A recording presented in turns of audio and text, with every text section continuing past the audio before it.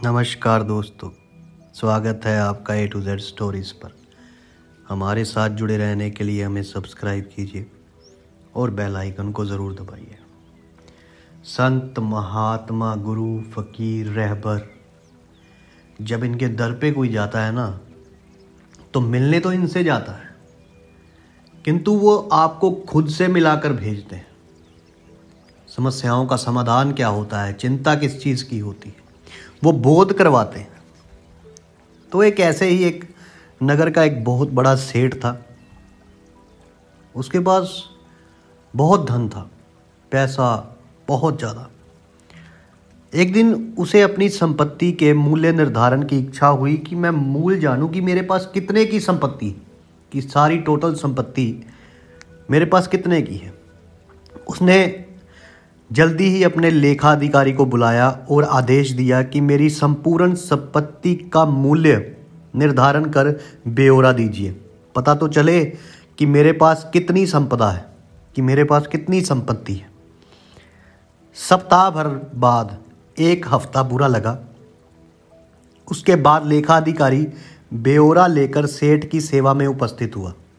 सेठ ने पूछा, कुल कितनी संपदा है? लेखाधिकारी ने कहा, सेठ जी, मोटे तौर पर कहूं तो आपकी 7 पीढ़ियां बिना कुछ किए धरे आनंद से भोग सके इतनी संपदा है। कि आपकी 7 पीढ़ियां जो है, 7 पीढ़ियां वो कुछ भी ना करे तो भी आपकी संपदा खत्म ना हो पाएगी, खाती रहे बस, कुछ भी करे उस पैसे का।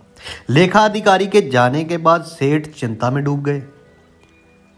अब चिंता इंसान है तो क्या मेरी 8वीं पीढ़ी भूखी मरेगी? वो रात दिन चिंता में रहने लगा, तनावग्रस्त रहता, स्ट्रेस हो गया उसको, भूख भाग चुकी थी। कुछ ही दिनों में कृशकाया हो गए।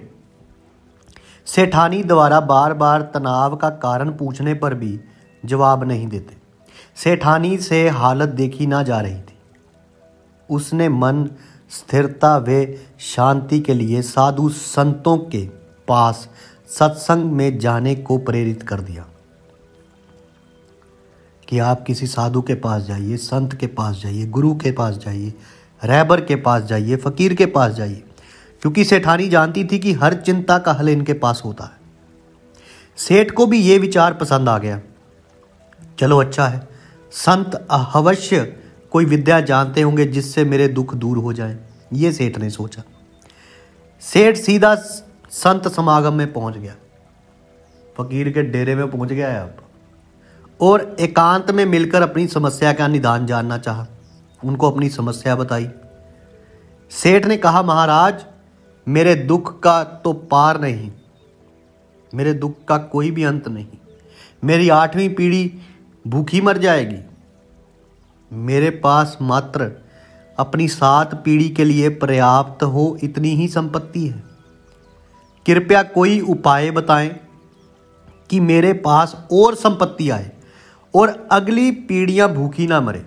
आप जो भी बताएं, मैं अनुष्ठान विधि कुछ भी करने को तैयार हूं, आप जो भी बोलें। संतों ने समस्या समझी और बोले, इसका तो हल बड़ा आसान है। अब फकीर को हर मुश्किल की कुंजी जो है वो फकीरों के हाथ में आई है। तो ये तो मुश्किल भी नहीं थी, ये तो एक चिंताग्रस्त थी। तो संत बोले कि इसका तो हल बड़ा आसान है। ध्यान से सुनो सेठ, बस्ती के अंतिम छोर पर एक बुढ़िया रहती है और वे एकदम कंगाल है। उसका कोई अपना नहीं है, उसके ना कोई कमाने वाला है और ना वे कुछ कमा पाने में समर्थ है, क्योंकि बूढ़ी हो चुकी है। तुम उसके पास जाओ और उसे केवल आधा किलो आटा दान दे दो। अगर वे ये दान स्वीकार कर ले तो इतना पुण्य उपार्जित हो जाएगा, इतना पुण्य तुम्हें मिलेगा कि तुम्हारी समस्त मनोकामनाएं पूर्ण हो जाएगी। अब साधु संत फकीरों ने इधर बोल दिया, तुम्हें अवश्य अपना वांछित प्राप्त हो जाएगा। अब सेठ को बड़ा आसान लगा ये उपाय। सेठ बोला, ये तो बहुत बढ़िया बात है। उसे सब्र कहाँ था।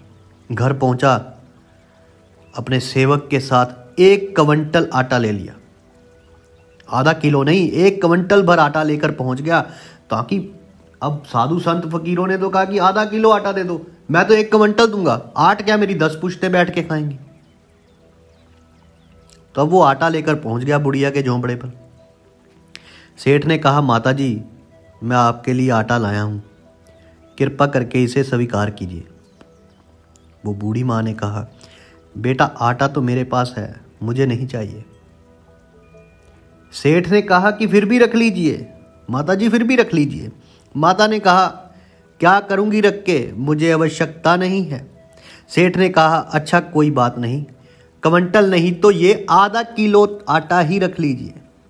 माता ने कहा, बेटा आज खाने के लिए ज़रूरी आधा किलो आटा पहले से ही मेरे पास है, मुझे और आवश्यकता नहीं।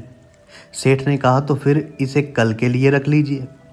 माता ने कहा, बेटा कल की चिंता मैं आज क्यों करूं, कल की चिंता मैं आज क्यों करूं, जैसे हमेशा प्रबंध होता है, कल के लिए कल प्रबंध हो जाएगा।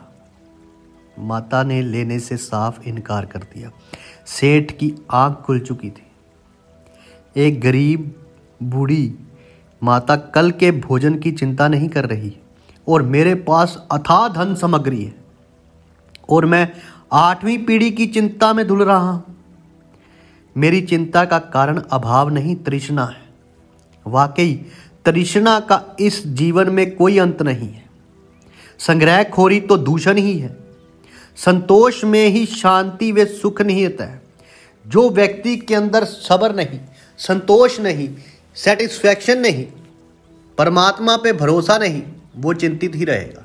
आज नहीं, कल नहीं, परसों तरसों नहीं, ता जीवन, पूरी जीवन। क्योंकि फकीरों ने उसे इसीलिए भेजा था। तो वो जब वापस आया तो अपने साधु जिन्होंने भेजा था उनके कदमों में आकर रोने लगा कि महाराज मुझे क्षमा कीजिए, मुझे बोध हो चुका है, मुझे समझ आ गई है, आपने मेरी आंखें खोल दी। वो मुस्कुराए और पूछा, कैसे हुआ ये सब? तो सेठ ने सारी बात सुनाई। तो संतों ने कहा, तृष्णा से जो इंसान मुक्ति पा लेता है, दरअसल जिंदगी में वही सुखी रहता है। तुम्हारे पास अपार संपदा है, दौलत है, किंतु फिर भी तुम चिंतित हो, इसलिए कि अगर 7 पीढ़ियां होगी तो 8वें को क्या होगा। ये तृष्णा है, ये ज़रूरत नहीं है। ज़रूरत की चीज़ें परमात्मा समय दर समय पूरी करता जाता है। विश्वास रखना है कर्ता पे, और नियमित अपना कार्य करते रहना है, अपनी मेहनत करते रहना है।